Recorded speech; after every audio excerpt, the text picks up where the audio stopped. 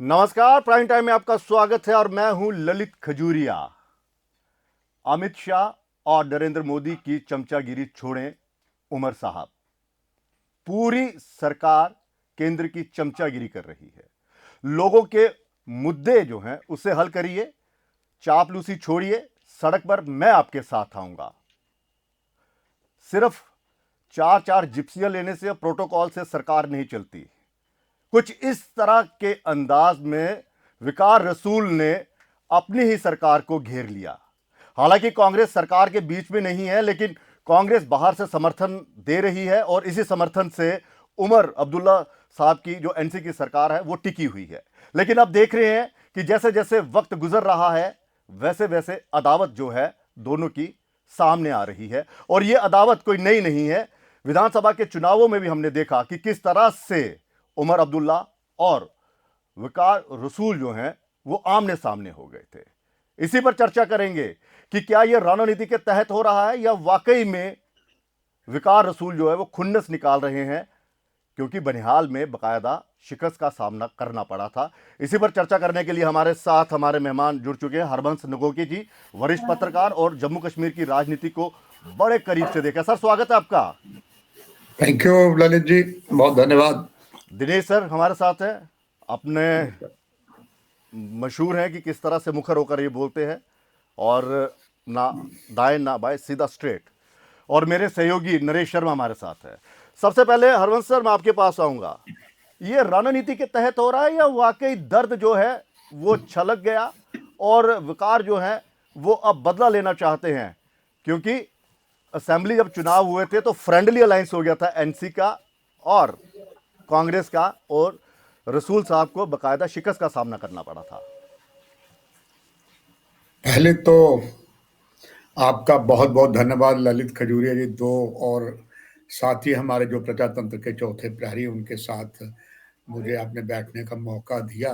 और अच्छा विषय आप हमेशा ही उठाते हैं, आज का विषय भी उसमें। और मुझे उम्मीद है कि हम तीनों साथी मिलकर सोने पे सुहागा जरूर करेंगे और ये समझने की कोशिश करेंगे कि सरकार को खतरा तो नहीं है।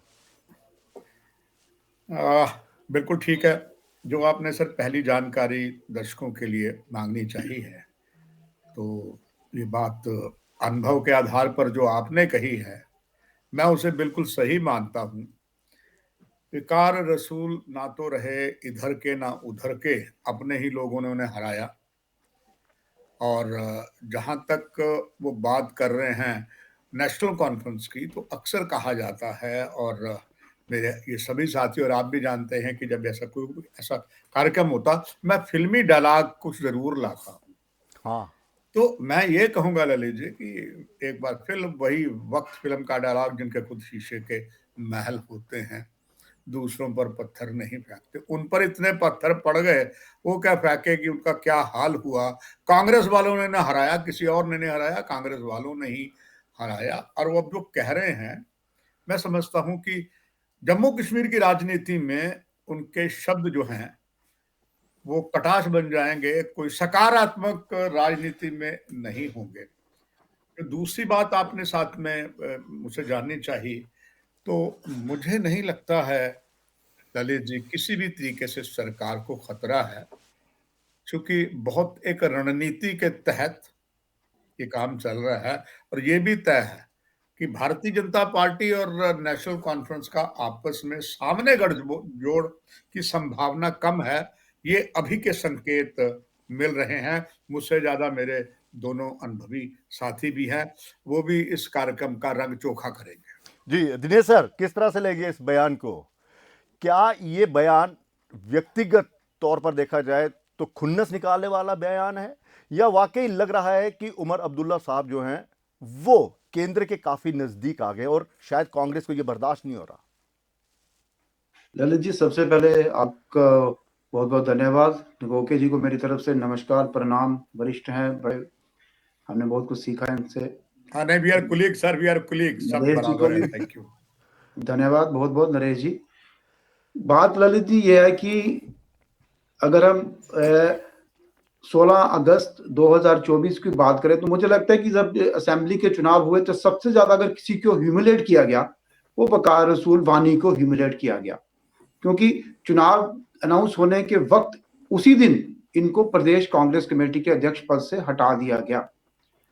दूसरी बात यह है कि जो कांग्रेस के, जो मैं बड़ा ब्लंटली बात करूंगा, कांग्रेस के जो लोग सीट शेयर एग्रीमेंट करने के लिए नेशनल कॉन्फ्रेंस के साथ बैठे थे, उन्होंने सिर्फ अपनी अपनी सीट बचाई, बाकी किसी भी सीट का ये नहीं, पार्टी का कोई ध्यान नहीं रखा।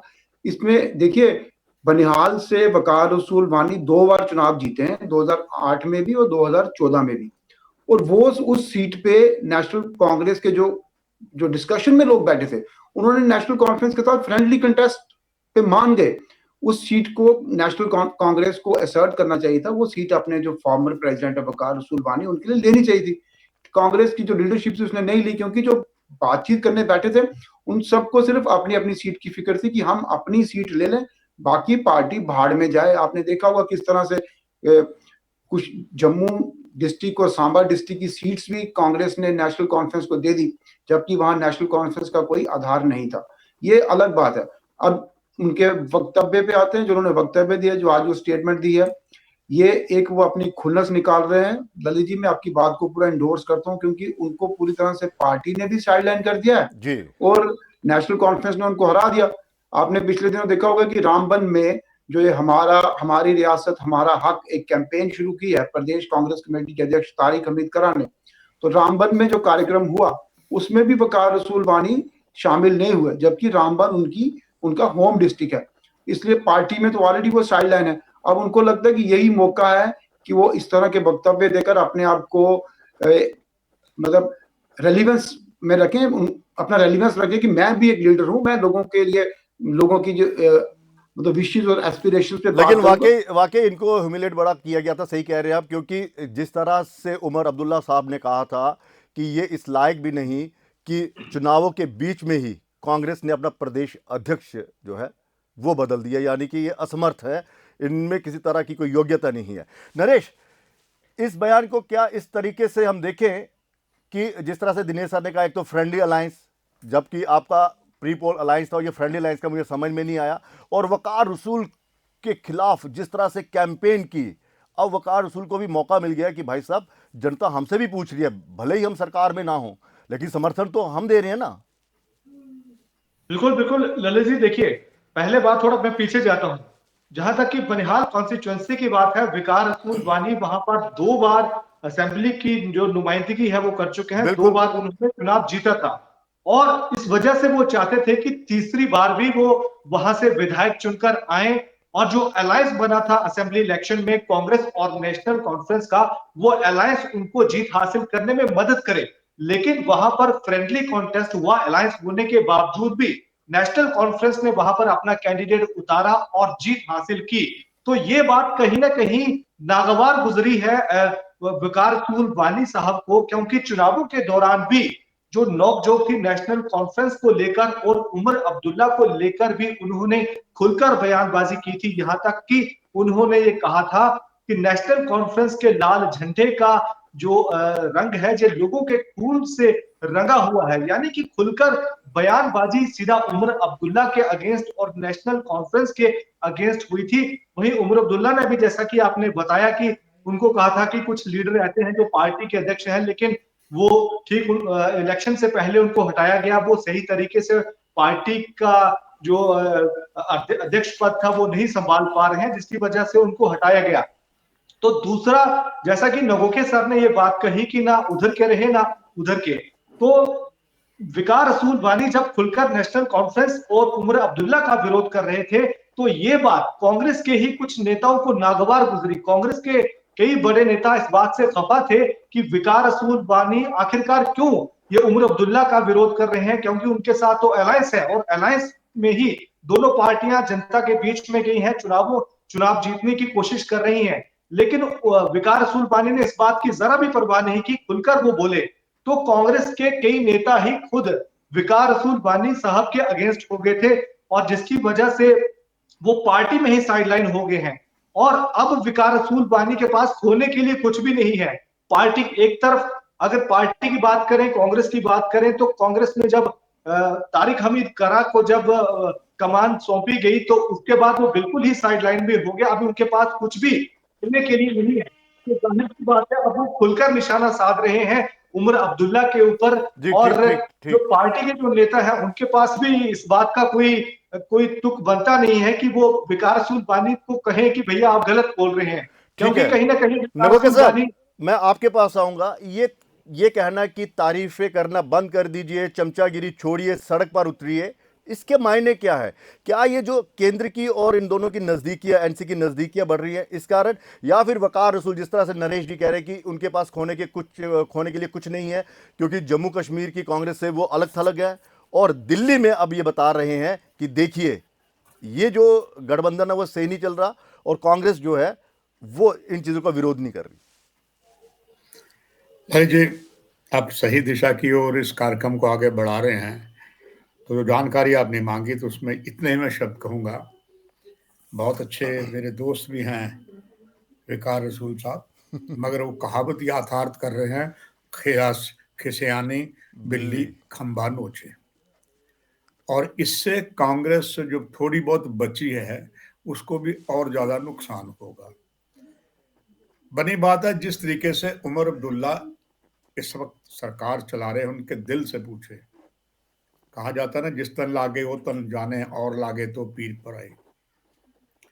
इस शख्स की देखिए किस तरीके से वो सरकार चला रहा है, किस मुश्किल से चला रहा है। बावजूद उसने उसने ललित खजूरिया जी अपना लोहा मनवा लिया है केंद्र सरकार से, भाजपा सरकार से।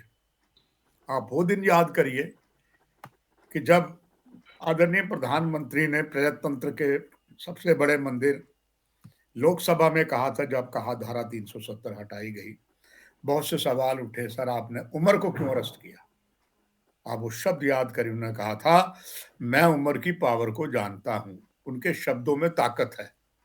उन्होंने पूरा साक्षात उदाहरण दिया था जब तब विधानसभा के चुनाव हो रहे थे, और तब हुर्रियत कॉन्फ्रेंस ने बायकाट का ऐलान किया था। और ललित जी, मैं खुद प्रत्यक्ष प्रमाणित हूं, मैंने सारा कश्मीर घाटी में कवर की थी इलेक्शन। जहां पर हुर्रियत जाती थी, अगले दिन जो है उमर अब्दुल्ला पहुंच जाते थे, बर्फबारी होती थी। उमर अब्दुल्ला कहते थे यहां जम्मू कश्मीर का विकास तभी होगा आप वोट डालें। 88% तक वोट डाले थे। और इस बार देखिए जिस तरीके से इस कठिन हालात में वो सरकार चला रहे हैं, जी। और प्रधानमंत्री स्वयं उनकी भूरी भूरी प्रशंसा कर रहे हैं। अब प्रधानमंत्री ने जो एक नया आयाम छेड़ दिया, पहले स्वच्छ भारत था 2014 में चलाया लाल किले से उद्घोष करके, अब उन्होंने ओबिसिटी के ऊपर चलाया, और उसमें 10 बंदों की टीम में उमर अब्दुल्ला को भी रखा। और ललित जी, उन्होंने वो 10 आदमी रखे जिनको ओबिसिटी नहीं है। जी। तो ये जब इतने बड़े तरीके से, कितना उनका दिल होगा, लोग क्या कहेंगे, सीधे जा नहीं सकते, फंसे हुए हैं इस पिंजरे के अंदर। फंसे होने के बावजूद भी मेरा अनुभव कहता है ही इज डूइंग वेल, वो अपना काम कर रहे हैं। अभी रुकावट कोई नहीं है। अलबत्ता अभी जैसे आज विधानसभा के सत्र से पहले मीटिंग हुई है, अब देखते हैं इसका और क्या परिणाम आता है। मगर वही फिर कहूंगा विकार रसूल जी के लिए कि किसियानी बिल्ले खंबा नोचे कहावत को वो जी यथार्थ कर दिनेश रहे हैं, सर, मेरा अनुभव कहता है। दिनेश सर, ये जो अपना इन्होंने गुबार निकाला है, क्या ये इस ओर इशारा कर रहा है कि जिस तरह से उमर अब्दुल्ला साहब ने केंद्र की तारीफ की, प्रधानमंत्री नरेंद्र मोदी जी की तारीफ की, और आपको याद होगा जब वो श्रीनगर में आए थे और राहुल गांधी जी ने बकायदा इसका विरोध किया था, उन्होंने कहा हम तो इनकी नीतियों के खिलाफ लड़ रहे हैं, और ये आप इसकी तारीफ कर रहे हैं। क्या इनके जहन में ये चल रहा है कि देखिए एनसी उनकी तारीफ कर रही है और हमारी जम्मू कश्मीर की जो कांग्रेस है वो कुछ कर ही नहीं रही, उनकी हाँ में हाँ मिला रही है, और ये इनडायरेक्ट वे में ये भी भाजपा के साथ मिल गई है जी। और उनके खिलाफ नहीं चलना, उनकी हाँ में हाँ मिलाना, मतलब उन्हीं के साथ है ये, और मैं आपको आगाह कर रहा हूं। देखिए ललित जी, एक बात ये सच है कि जो वकार रसूल वानी ने जो कहा वो कांग्रेस के वर्कर का एक सेंटीमेंट है जी। आप रिसेंट स्टेटमेंट देखिए चीफ मिनिस्टर हमारे उमर अब्दुल्ला की, दिल्ली चुनाव के रिजल्ट के बाद उन्होंने जिसने ट्वीट किया था कि और लड़ी आपस में, उसके बाद जो ईवीएम को लेकर उन्होंने सीधा सीधा बीजेपी के स्टैंड को इंडोर्स किया। इंडिया अलायंस की लीडरशिप को उन्होंने चैलेंज किया कि इंडिया अलायंस का लीडर कौन है। तो एक तरह से जो उमर अब्दुल्ला है वो एक जो बीजेपी की भाषा कुछ हद तक बोल रहे हैं, और ये कांग्रेस को डाइजेस्ट नहीं होता। नेचुरली कांग्रेस का जो राइवल है नेशनल लेवल पे, कांग्रेस का मुकाबला बीजेपी के साथ है। अगर कोई पॉलिटिकल पार्टी, चाहे वो नेशनल कॉन्फ्रेंस हो चाहे कोई और पार्टी हो, अगर बीजेपी को सब सपोर्ट करती है, प्रधानमंत्री का उमर अब्दुल्ला को नॉमिनेट करना कैंपेन अगेंस्ट ओबेसिटी, वो भी उनको कांग्रेस को डाइजेस्ट नहीं होगा। नेचुरली कांग्रेस का मुकाबला बीजेपी के साथ है, इसलिए ये मुझे लगता है कि वो उस सेंटीमेंट को कैश करने की कोशिश कर रहे हैं वकार रसूल वानी, जो पार्टी के वर्कर के अंदर इसमें प्रिवेल कर रहे हैं। उनको लगता है कि जो नहीं नहीं, मैं हमारे ये समझना एमएलए चाहता हूं कि वो इशारा, वो दिल्ली भी ये संदेश पहुंचाना चाह रहे हैं कि देखिए जम्मू कश्मीर की कांग्रेस कुछ नहीं बोल रही है, इतना कुछ वो कर रहे के हैं। अंदर खाने, अगर कांग्रेस के लीडर्स की अंदर खाने बात करें तो उनको दिल्ली से इशारा हो चुका है कि अब ये जो अलायंस है ये सिर्फ नाम का है, कोई अच्छा, कोऑपरेटिव एटीट्यूड अपनाने की जरूरत नहीं है, आपको जो लोगों के मुद्दे हैं वो उठाने चाहिए। आपने प्रदेश कांग्रेस अध्यक्ष की कुछ स्टेटमेंट रिसेंटली देखी होंगी, उनको उनसे जब पूछा गया कि नेशनल कॉन्फ्रेंस आपके हमारी रियासत हमारा हक इस कैंपेन को सपोर्ट क्यों नहीं कर रही, तो उन्होंने कहा कि आप ये क्वेश्चन नेशनल कॉन्फ्रेंस को पूछिए, नेशनल कॉन्फ्रेंस इसका जवाब देगी है। तो खटास दोनों पॉलिटिकल पार्टीज के रिश्तों में आ चुकी है। नेशनल कॉन्फ्रेंस को भी कोई परवाह नहीं है कांग्रेस की। नेशनल कॉन्फ्रेंस के अपने 42 मेंबर हैं, नेशनल जी, कॉन्फ्रेंस के 5 इंडिपेंडेंट नेशनल कॉन्फ्रेंस को सपोर्ट कर रहे हैं, 47 मेंबर नेशनल कॉन्फ्रेंस के हो चुके हैं। तो अगर नेशनल कॉन्फ्रेंस के पास मतलब वर्किंग मेजोरिटी है, तो अगर कांग्रेस नेशनल कॉन्फ्रेंस को सपोर्ट ना भी करे, नेशनल कॉन्फ्रेंस सीपीएम और बाकी इंडिपेंडेंट के साथ मिलकर कंफर्टेबली सरकार चलाएगी। इसलिए नेशनल कॉन्फ्रेंस के लिए कांग्रेस एक नॉन परफॉर्मिंग लाइबिलिटी है। इसका अगर मतलब कि कांग्रेस कांग्रेस की मजबूरी है कि कांग्रेस अन्य की मजबूरी है साथ मजबूरी रहना, है। नेशनल कॉन्फ्रेंस को कोई जरूरत नहीं है कांग्रेस की। नरेश, कांग्रेस की मजबूरी है क्योंकि वो बिल्कुल देश के अन्य राज्यों में बताने में ये वो कामयाब रहेगी कि देखिए जम्मू कश्मीर में भी हमारी सरकार है। बिल्कुल बिल्कुल देखिए, दरअसल कांग्रेस को राष्ट्रीय स्तर पर यह बतलाना है कि भैया इंडिया अलायंस जो है वो अस्तित्व में है, उसके साथ कई सारी पार्टियां जुड़ी हुई हैं। रीजनल पार्टी जो कि नेशनल कॉन्फ्रेंस की जिसकी जम्मू कश्मीर में सरकार है वो भी हमारे साथ जुड़ी हुई है।